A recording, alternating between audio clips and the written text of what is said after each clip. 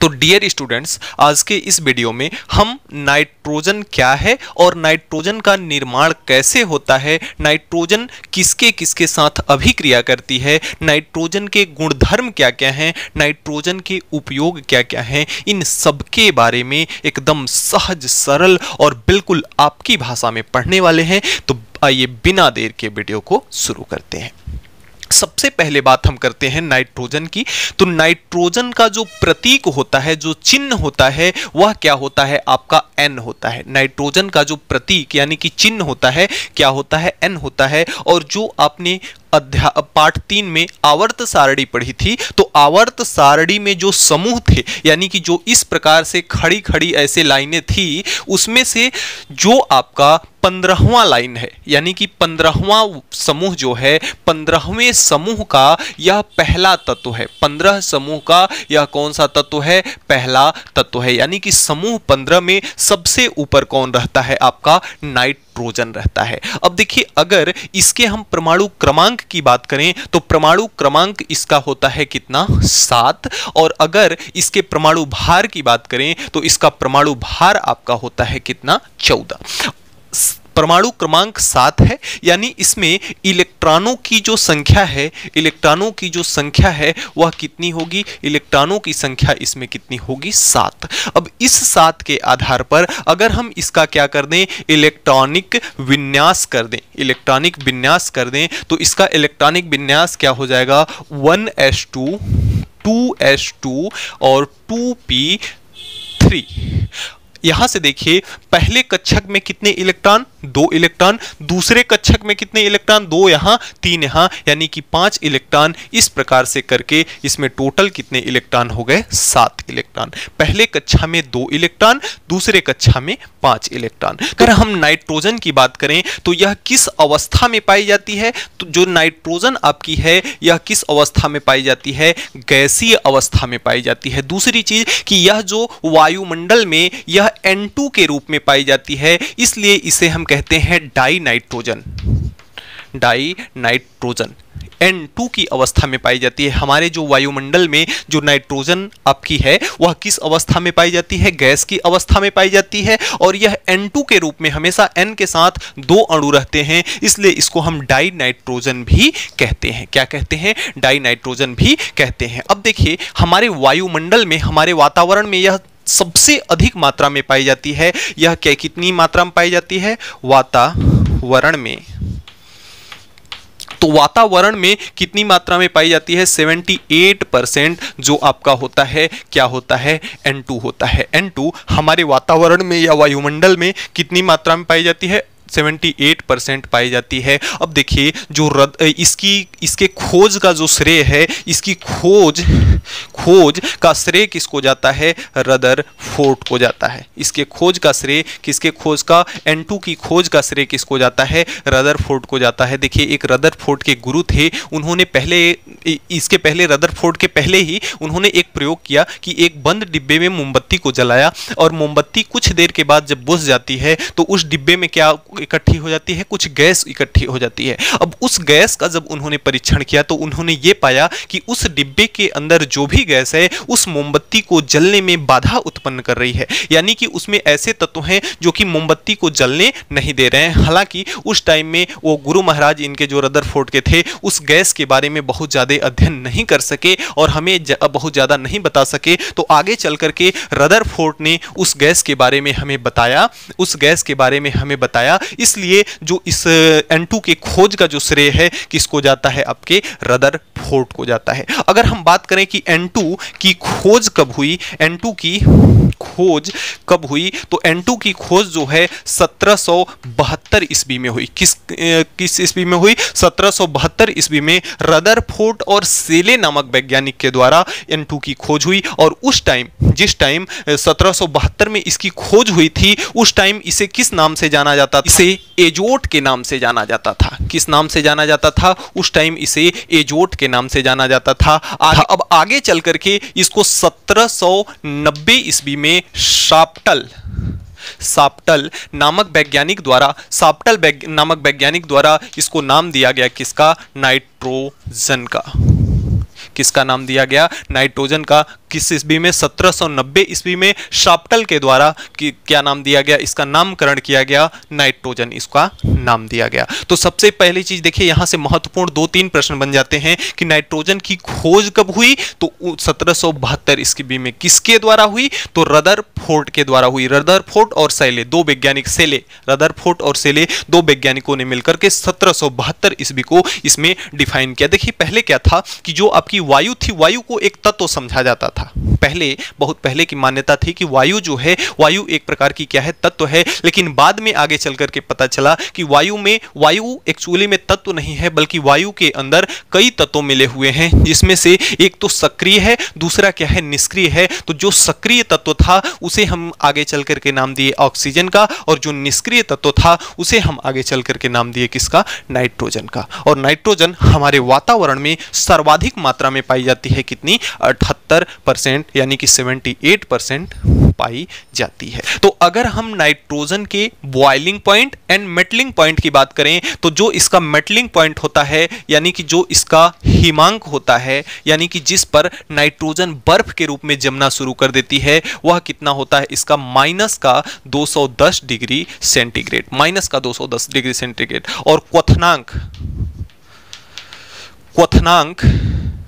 हिमांक और क्वथनांक एक ही होता है। और इसका जो गलनांक होता है, गलनांक कितना होता है? माइनस का 195 डिग्री सेंटीग्रेड। तो इतनी सारी बातें नाइट्रोजन के बारे में हो गई, जो कि अत्यंत महत्वपूर्ण है। हमेशा नाइट्रोजन से प्रश्न पूछेगा ही कि यह 15वें समूह का पहला तत्व है, जिसमें 7 इलेक्ट्रॉन होते हैं। इलेक्ट्रॉनिक विन्यास, पहले कक्षा में 2 इलेक्ट्रॉन, दूसरे कक्षा में 5 इलेक्ट्रॉन, और यह गैस की अवस्था में पाया जाता है। और वायुमंडल में यह डाई नाइट्रोजन के रूप में मिलता है, यानी कि N2 के रूप में उपलब्ध होता है, जो कि वातावरण में सर्वाधिक मात्रा में 78% पाया जाता है, जिसकी खोज 1772 ईस्वी में रदरफोर्ड और सेले नामक वैज्ञानिक के द्वारा की गई। और अंतिम में आगे चल करके 1790 ईस्वी में शाप्टल के द्वारा इसको नामकरण किया गया, इसका नाम दिया गया इसको नाइट्रोजन का। और जिसका हिमांक यानी कि क्वथनांक होता है 210 डिग्री सेंटीग्रेड, और जिसका गलनांक होता है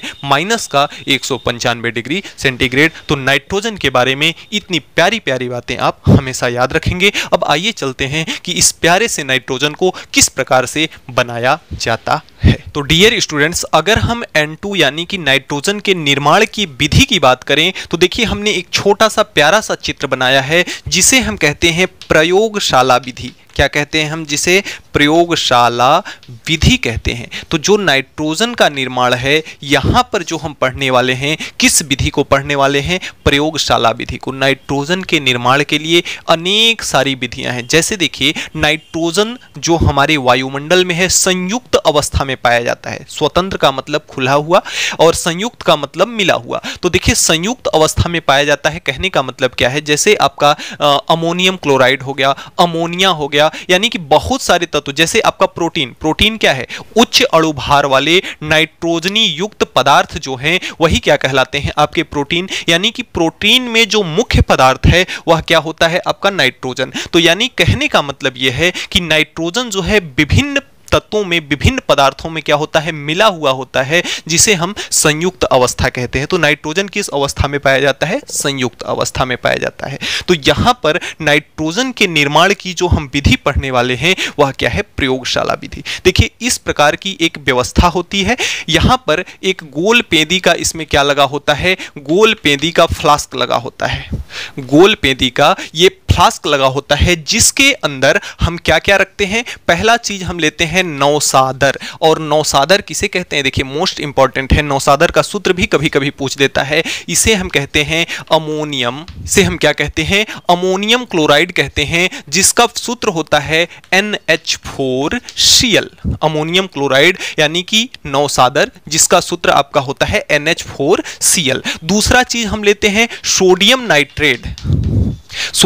नाइट्रेट, जिसका सूत्र होता है NaNO2। N2, इन दोनों चीजों को हम लेते हैं, जहां पे हम इस गोल पेंदी के फ्लास्क में NH4Cl यानी कि नौसादर को, अमोनियम क्लोराइड को कितना लेते हैं 25 ग्राम, और NaNO2 यानी कि सोडियम नाइट्रेट को हम कितना लेते हैं, यहां पे लेते हैं 25 ग्राम। यानी दोनों की बराबर बराबर मात्रा लेकर के इसमें पानी डाल करके इसको जलीय विलयन के रूप में क्या किया जाता है, बना लिया जाता है, और इस गोल पेंदी के फ्लास्क में उसे डाल दिया जाता है। अब होता क्या है, यहां पे देखिए लगा हुआ है स्प्रिट बर्नर, स्प्रिट या इसे कहते हैं हम बर्नर, जिसकी सहायता से हम इस गोल पेंदी के फ्लास्क को क्या करेंगे, गर्म करेंगे। इस गोल पेंदी के फ्लास्क को प्रयोगशाला में इस प्रकार से कस के क्या कर दिया गया है, व्यवस्थित कर दिया गया है, जिसमें एक ये लगी हुई है निकास नली। क्या लगी है, निकास नली लगी हुई है, और ये आपका टब है, टब का मतलब जिसमें पानी हम रखते हैं, नहाने के लिए रखते हैं ना, वही एक टब है। और ये आपकी क्या है, परख नली है, परख नली है, जिसे उल्टा करके, उसके मुंह के बल उल्टा करके इसके पाइप को, यहाँ पे जो निकास नली है उसके पाइप को उसमें क्या कर दिया गया है, घुसेड़ दिया गया है, जिससे यहाँ पे जब गर्म किया जाएगा तो इसमें जो भी गैस बनेगी वह कहाँ जाएगी, इसके माध्यम से, निकास नली के माध्यम से होते हुए कहाँ पहुंचेगी, परख नली में पहुंचेगी। और परख नली इस प्रकार से क्यों लिया जाती है, यहाँ कहते हैं हम इसे जल का अधोमुखी विस्थापन। यहाँ पे देखिए होता क्या है कि अगर हम इसी प्रकार से नॉर्मली अगर कोई बोतल लगा देते तो उसमें से क्या होता, गैस है उड़ जाती, लेकिन यहाँ पे होता क्या है, जल के अंदर परख नली को उल्टा कर देने की वजह से जल का जो भार होता है वह ज्यादा होता है, हाइड्रोजन का जो भार होता है ज्यादा होता है, ऑक्सीजन इसके अंदर होगी, वह भी नाइट्रोजन से क्या होती है, भारी होती है, जिसके कारण जो आपकी नाइट्रोजन हल्की होने के कारण नाइट्रोजन कहाँ जाती है, परख नली में ऊपर की ओर, यहाँ पर आकर के N2 इकट्ठी हो जाती है। तो इसे हम कहते हैं जल का अधोमुखी विस्थापन।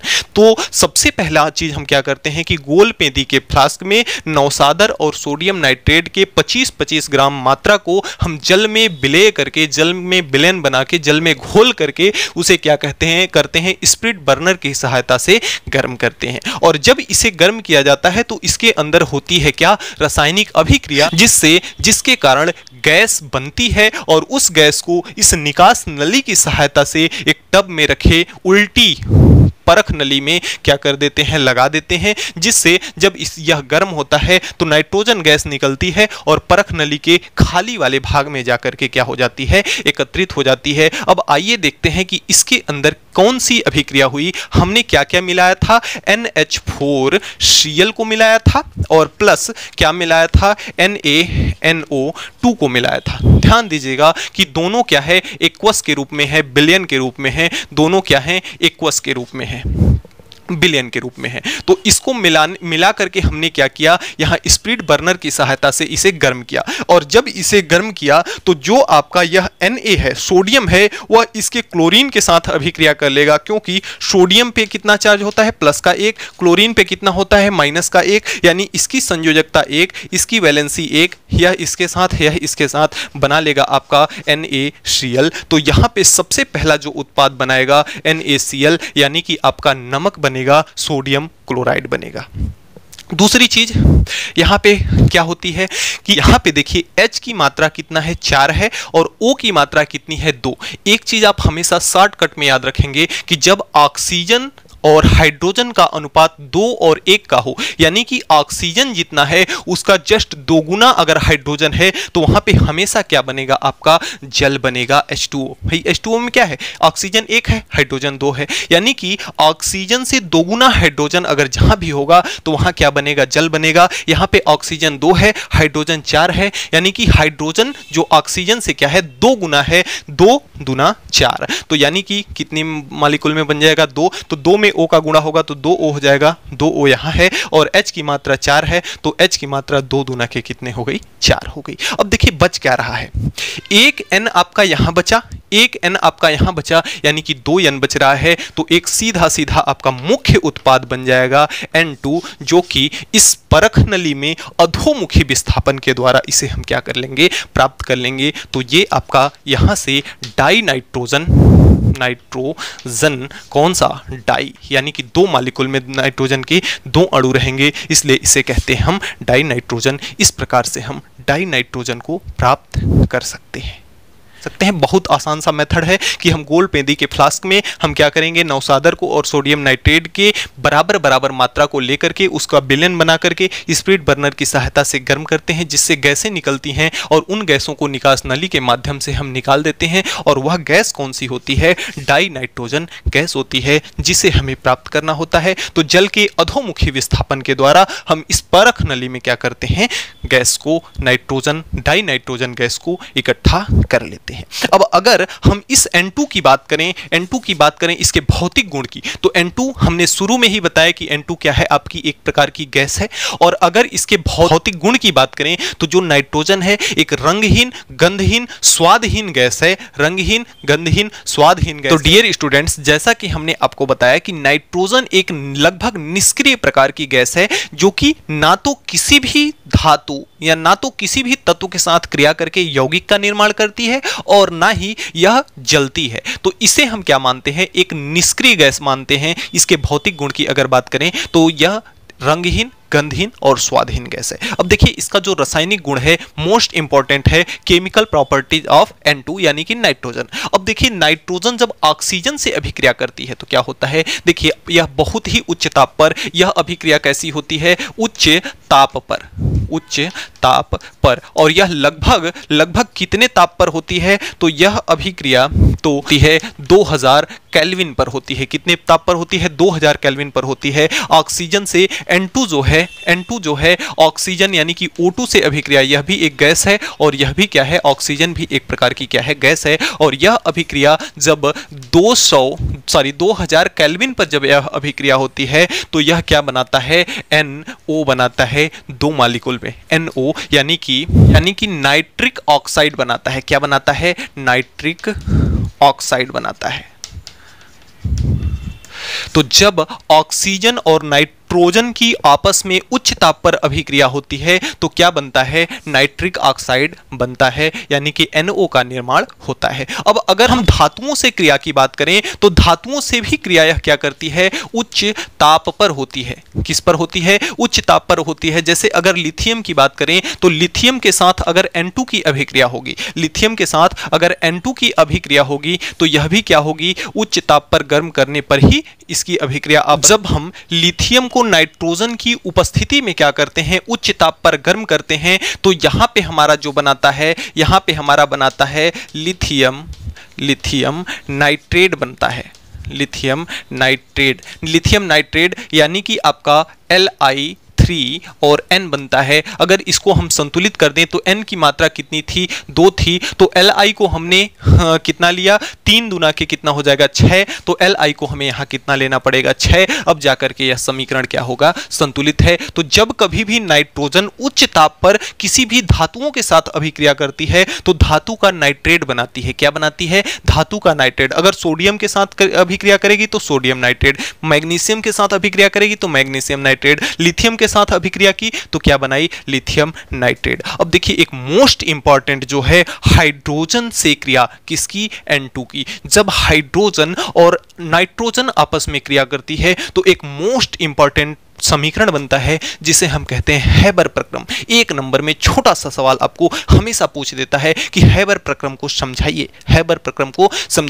तो उच्च दाब और उच्च ताप यानी कि 450 से 500 डिग्री सेंटीग्रेड और 200 एटमॉस्फेयर दाब पर हम क्या करते हैं, अगर अभिक्रिया कराते हैं किसकी, नाइट्रोजन की और ऑक्सीजन की, तो हमें अमोनिया गैस प्राप्त होती है। और इस अभिक्रिया को हम क्या कहते हैं, हैबर प्रक्रम कहते हैं। इस अभिक्रिया को हम क्या कहते हैं, हैबर प्रक्रम कहते हैं। देखिए हमने आपको क्या बताया कि आपका N2 है, N2 प्लस H2 जब उच्च ताप पर क्या करती है, अभिक्रिया करती है, यानी कि 450 डिग्री सेंटीग्रेड से 500 डिग्री सेंटीग्रेड तक जब अभिक्रिया करती है और यह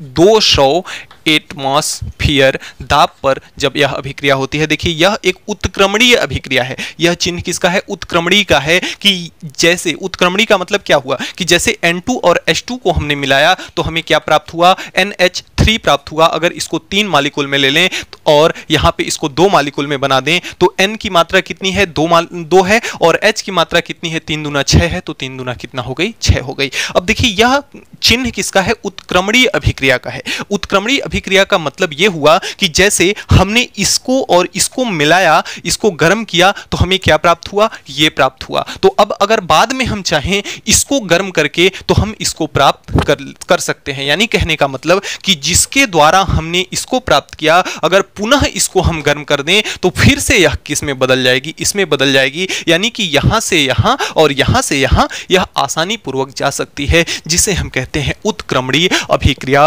और इस प्रक्रम को हम क्या कहते हैं? हैबर प्रक्रम कहते हैं। इस प्रक्रम को हम क्या कहते हैं? हैबर प्रक्रम कहते हैं। यहां पे हमें क्या प्राप्त हो गई? अमोनिया। क्या प्राप्त हो गई? अमोनिया। तो अमोनिया कैसे प्राप्त होती है? अमोनिया उच्च ताप और उच्च दाब पर हाइड्रोजन और नाइट्रोजन की अभिक्रिया कराते हैं, तब हमें क्या प्राप्त होती है? अमोनिया। देखिए एक मोस्ट इंपॉर्टेंट चीज इसमें और है कि यह अभिक्रिया जो है ना, यह टोटल अभिक्रिया जो है ना, किसकी उपस्थिति में होती है? एक तो लोहा इसमें उपस्थित होता है और एक तो मोमेंडम यानी कि MO उपस्थित होता है, जिसमें से लोहा यहां पे काम क्या करता है? उत्प्रेरक का काम करता है, और जो मोमेंडम है यह किसका काम करता है? उत्साहक का काम करता है। अब उत्प्रेरक और उत्साहक दो चीज आपके पास आए। उत्प्रेरक क्या है? उत्साहक क्या है? देखिए कुछ पदार्थ ऐसे होते हैं कि जो अभिक्रिया में भाग नहीं लेते, लेकिन अगर उनकी उपस्थिति हो जाए अभिक्रिया में तो वह क्या करते हैं? अभिक्रिया के वेग को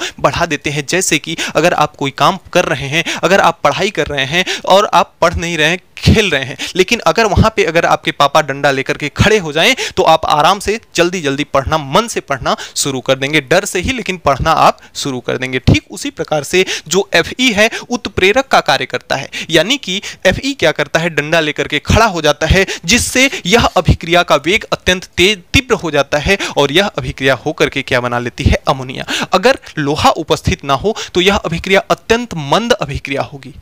जैसे अगर कोई कार्य कर रहे हैं आप और आप उस कार्य में मन नहीं लग रहा है, लेकिन आपके गुरुजी अगर वहीं जाकर के डंडा लेकर के खड़े हो जाएं तो आप जल्दी जल्दी कार्य करना वही शुरू कर देंगे। तो Fe वही गुरुजी, वही पापा है जो कि क्या करता है? डंडा लेकर के खड़ा हो जाता है, जिससे इस अभिक्रिया का वेग बढ़ जाता है। और ऐसे पदार्थ या ऐसे तत्व जो कि अभिक्रिया में भाग ना लें, भाई पापा वहां पे काम नहीं कर रहे हैं, लेकिन वहां पे उनके डंडा लेकर के खड़े रहने से उनके जो आप कार्य करने वाला है उसके कार्य में वृद्धि हो रही है। ठीक उसी प्रकार से यह अभिक्रिया में भाग नहीं लेता, कार्य नहीं करता, अभिक्रिया नहीं करता, लेकिन यह Fe लोहा जब यहाँ पे उपस्थित हो जाएगा तो इस अभिक्रिया का वेग क्या हो जाएगा? बढ़ जाएगा और अभिक्रिया जल्दी से हो जाएगी। और दूसरी चीज है उत्साहक। उत्साहक क्या है?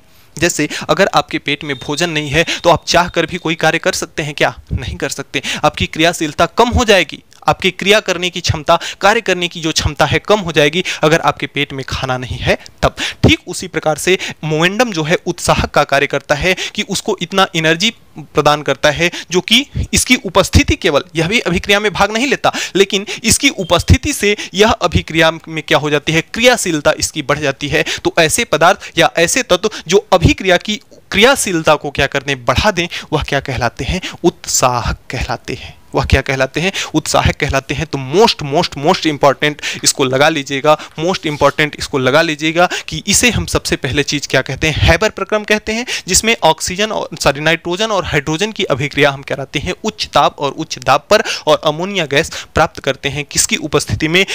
फेरक उत्प्रेरक, Fe उत्प्रेरक और मोमेंडम उत्साहक की उपस्थिति में यह अभिक्रिया जब होती है तो इसे हम कहते हैं हैबर प्रक्रम। कई प्रकार से इसमें से प्रश्न पूछता है कि नाइट्रोजन और हाइड्रोजन की क्रिया विधि को समझाइए, तो भी आपको यही समीकरण देना है। हैबर प्रक्रम को समझाइए तो भी आपको यही समीकरण देना है, और यह आपका मोस्ट इंपॉर्टेंट इक्वेशन है।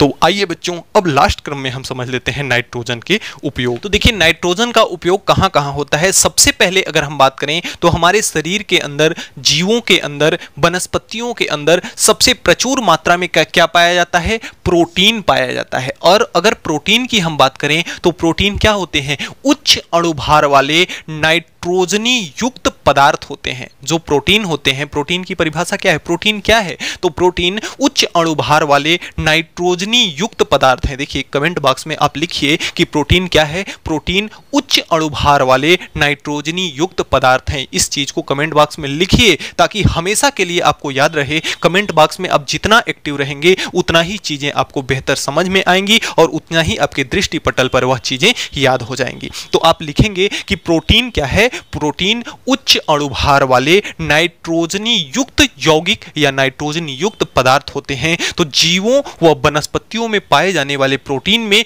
क्या होता है? आपका नाइट्रोजन होता है। और दूसरा चीज अमोनिया और नाइट्रिक अम्ल। देखिए अभी अभी हमने बताया कि अमोनिया का निर्माण हम कैसे करते हैं? हाइड्रोजन और नाइट्रोजन के मिलाने से। तो अमोनिया और नाइट्रिक अम्ल जो होता है इसके औद्योगिक निर्माण में हम किसका उपयोग करते हैं? N2 का उपयोग करते हैं। और देखिए हमने आपको एक चीज ये भी बताया कि जो आपका नाइट्रोजन है यह निष्क्रिय पदार्थ है। यह ना तो जलने देता है और ना ही किसी के साथ अभिक्रिया करके यौगिक बनाता है। तो देखिए जो आप चिप्स खरीदते हैं, जो आप नमकीन या चिप्स का पैकेट जो खरीदते हैं, आप देखते होंगे कि उसमें एक हवा भरी रहती है। जिस हवा के भरे रहने के कारण जो चिप्स आपका रहता है, आपका वह नमी उसके अंदर नहीं जाती, यानी वह ज्यों का त्यों बना रहता है, क्योंकि उसमें भरा होता है नाइट्रोजन गैस। और जब नाइट्रोजन गैस उसमें भर देते हैं तो चूंकि नाइट्रोजन गैस किसी भी पदार्थ के साथ कोई अभिक्रिया करने नहीं देती, तो एक निष्क्रिय टाइप का वातावरण बना देती है, जिससे आपका चिप्स या कोई भी खाने वाला जो भोज्य पदार्थ है बंद डिब्बे में जो भी पैक किया जाता है उसके साथ हम क्या करते हैं? उसको नाइट्रोजन उसमें डाल देते हैं ताकि वह खराब ना हो सके। तो हम क्या करते हैं? डिब्बा बंद भोज्य पदार्थ या चिप्स के पैकेट आदि में अक्रिय वातावरण बनाने में हम किसका उपयोग करते हैं? नाइट्रोजन का उपयोग करते हैं। कृषि क्षेत्र में उर्वरक देखते हैं आप, जो आपके फसलों में यूरिया उपयोग होता है। यूरिया के बोरी पर आपने देखा होगा तो वहां पे लिखा होगा नाइट्रोजन इतने प्रतिशत, तो उसमें भरपूर मात्रा में नाइट्रोजन उपस्थित होता है। तो कृषि के क्षेत्र में उर्वरक यानी यूरिया के निर्माण में हम किसका उपयोग करते हैं? नाइट्रोजन का निर्माण उपयोग करते हैं। दूसरा चीज है कि नाइट्रोजन जो है, जो द्रवी नाइट्रोजन है, वह क्या होता है? उष्मा शोषी होती है, उष्मा का शोषण करती है। तो जो मनुष्य का रक्त का सैंपल है, ब्लड का सैंपल है, उत्तक का, ब्लड क्या है? एक प्रकार का उत्तक है। तो शरीर के किसी भी प्रकार के उत्तक का सैंपल हो गया या रक्त का सैंपल हो गया, इसके परिरक्षण में इसको क्या किया जाता है? नाइट्रोजन इसमें डाल करके इसको रक्षित किया जाता है, ज्यादा समय तक इसको रखा जा सकता है। तो पढ़िएगा कि द्रव नाइट्रोजन शीघ्रता से उष्मा को क्या करता है? अवशोषित करती है। रक्त व उत्तक के नमूने को ठंडा करके परिरक्षित करने में इसका उपयोग किया जाता है। नाइट्रोजन क्या है? स्त्रीलिंग है, एक पुल्लिंग है? तो नाइट्रोजन एक स्त्रीलिंग है, क्योंकि यहां देखिए अवशोषित करती है। पुल्लिंग होता तो अवशोषित करता है होता ना। थोड़ा सा हिंदी भी आप लोगों को जानना बहुत जरूरी है। तो इस प्रकार से हम नाइट्रोजन के उपयोग को समझ सकते हैं। तो प्यारे बच्चों, आज के वीडियो में इतना ही। हमें उम्मीद है कि आज हमने जो भी पढ़ा आपको अच्छे से समझ में आया होगा। अगर किसी भी प्रकार का अगर कोई डाउट है तो आप नीचे कमेंट बॉक्स में कमेंट जरूर कीजिएगा, आपकी प्रॉब्लम को सॉल्व किया जाएगा। इसके बाद का जो नेक्स्ट टॉपिक होगा वह ऑक्सीजन पे होगा। ऑक्सीजन का निर्माण, ऑक्सीजन की क्रियाविधि और ऑक्सीजन की प्राप्ति कहाँ कहाँ होती है, इसके बारे में हम भली भांति पढ़ेंगे। तो प्यारे बच्चों, मिलते हैं नेक्स्ट वीडियो में नेक्स्ट टॉपिक के साथ नेक्स्ट डे। तब तक के लिए गुड बाय।